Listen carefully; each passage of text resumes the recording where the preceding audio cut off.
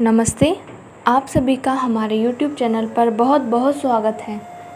आज मैं आप सभी को श्रावण मास के महात्म्य का 17वां अध्याय सुनाती हूँ। श्रावण मास की अष्टमी को देवी पवित्रारोपण,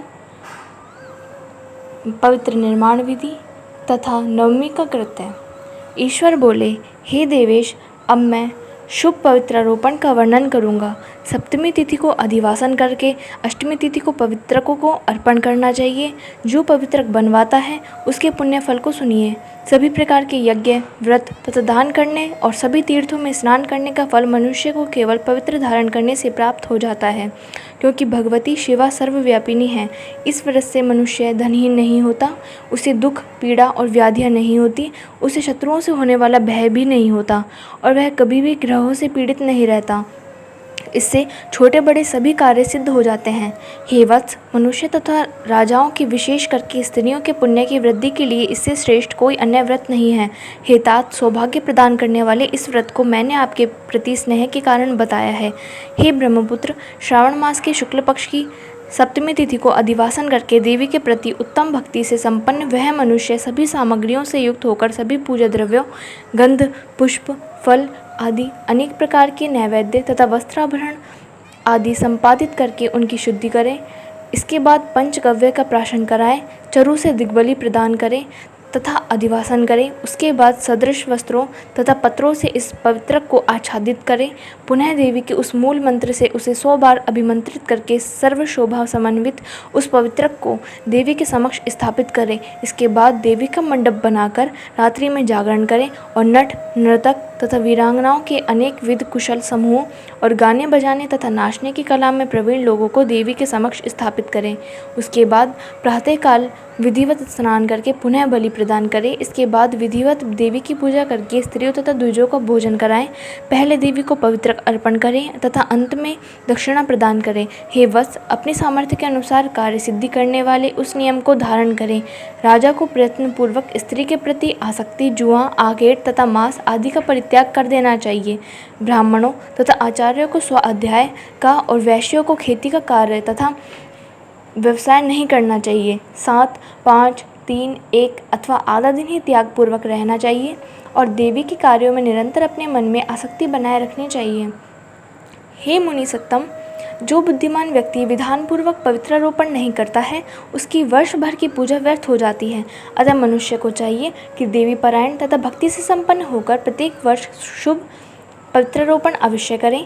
कर्क अथवा सिंह राशि में सूर्य के प्रवेश करने पर शुक्ल पक्ष की अष्टमी तिथि को देवी को पवित्र अर्पण करना चाहिए। हे सनत कुमार, इसके ना करने में दोष होता है, इसे नित्य करना बताया गया है। सनत कुमार बोले, हे देवदेव, हे महादेव, हे स्वामिन, आपने जिस पवित्र का कथन किया वह कैसे बनाया जाना चाहिए, इसकी संपूर्ण विधि बतलाएं। ईश्वर बोले, हे सनत कुमार, सुवर्ण, ताम्र, चांदी, रेशमी वस्त्र से निकाले गए कुश, काश के अथवा ब्राह्मणी के द्वारा काटे गए कपास के सूत्र को तिगुना करके फिर उसका तिगुना करके पवित्रक बनाना चाहिए।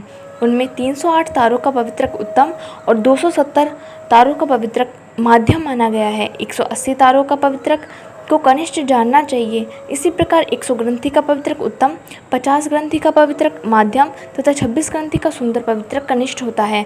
अथवा 6, 3, 4, 2, 12, 24, 10 अथवा 8 ग्रंथियों वाला पवित्रक बनाना चाहिए। अथवा 108 ग्रंथि का पवित्रक उत्तम, 54 ग्रंथि का माध्यम तथा 27 ग्रंथि का कनिष्ठ होता है। प्रतिमा के घुटने तक का लंबा पवित्रक उत्तम, जंघा तक लंबा पवित्रक माध्यम तथा नाभि पर्यंत पवित्रक अधम कहा जाता है। पवित्रक की सभी शुभ ग्रंथियों को कुमकुम से रंग देना चाहिए। इसके बाद अपने समक्ष शुभ सर्वतोभद्र मंडल पर देवी का पूजन करके कलश के ऊपर बांस के पात्र में पवित्र को रखें। 3 तार वाले पवित्रक में ब्रह्मा, विष्णु तथा शिव का आवाहन करके स्थापित करें। इसके बाद का सुनिए। 9 तार के पवित्रक में ओमकार, सोम, अग्नि, ब्रह्मा, समस्त नागों, चंद्रमा, सूर्य, शिव तथा विश्वेद देवों की स्थापना करें। हे सनत कुमार, अब मैं ग्रंथियों में स्थापित किए जाने वाले देवताओं का वर्णन करूँगा। क्रिया, पोरिशी, वीरा, विजया, अपराजिता, मौनमणि, जाया, भद्रा, मुक्ति और ईशा ये देवियां हैं। इनके नामों के पूर्व में प्रणव तथा अंत में नमः लगाकर ग्रंथि संख्या के अनुसार क्रमशः आवाहन करके चंदन आदि से इनकी पूजा करनी चाहिए। इसके बाद प्रणव से अभिमंत्रित करके देवी को धूप अर्पण करना चाहिए। हे सनत कुमार, मैंने आपसे देवी के शुभ पवित्र रोपण का वर्णन किया है। इसी प्रकार अन्य देवताओं का भी पवित्र रोपण प्रतिपदा आदि तिथियों में करना चाहिए। मैं उन देवताओं को आपको बताता हूँ। कुबेर, लक्ष्मी, गौरी, गणेश, चंद्रमा, बृहस्पति, सूर्य, चंडिका, अम्बा, वासुकी, ऋषिगण, चक्रपाणि, अनंत, शिवजी, ब्रह्मा और पितर, इन देवताओं की पूजा प्रतिपदा आदि तिथियों में करनी चाहिए। यह मुख्य देवता का पवित्र रोपण है। उनके अंग देवता का पवित्र 3 सूत्रों का होना चाहिए। ईश्वर बोले, हे विपेंद्र, अब मैं श्रावण मास के दोनों पक्षों की नवमी तिथियों के करणीय कृत्य को बताऊंगा। इस दिन कुमारी नामक दुर्गा की यथाविधि पूजा करनी चाहिए।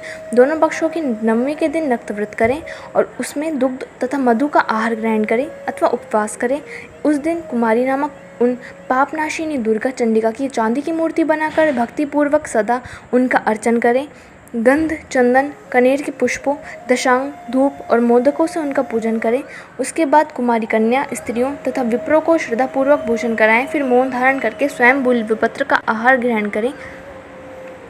इस प्रकार जो मनुष्य अत्यंत श्रद्धा के साथ दुर्गा जी की पूजा करता है वह उस परम स्थान को जाता है जहाँ देव बृहस्पति विद्यमान है। हे विधिनंदन, यह मैंने आपसे नवमी तिथि का कृत्य कह दिया। यह मनुष्य के सभी पापों का नाश करने वाला, सभी संपदाएं प्रदान करने वाला, पुत्र पौत्र आदि उत्पन्न करने वाला और अंत में उन्हें उत्तम गति प्रदान करने वाला है। इस प्रकार श्री स्कंद पुराण के अंतर्गत ईश्वर सनत कुमार संवाद में श्रावण मास महात्म्य में अष्टमी तिथि को देवी पवित्र रोपण नामक 7वां अध्याय पूर्ण हुआ। धन्यवाद। इस वीडियो में बस इतना ही। प्लीज़ हमारी वीडियोस को लाइक कीजिए, शेयर कीजिए और हमारे चैनल को सब्सक्राइब कीजिए।